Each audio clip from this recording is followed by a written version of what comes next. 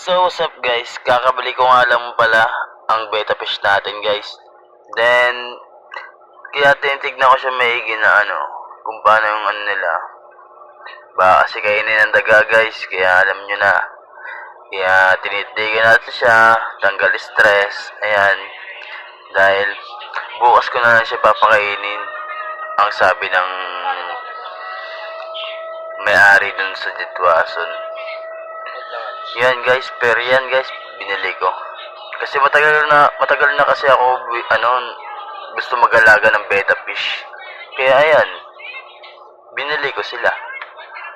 Ayun lang. Maraming salamat.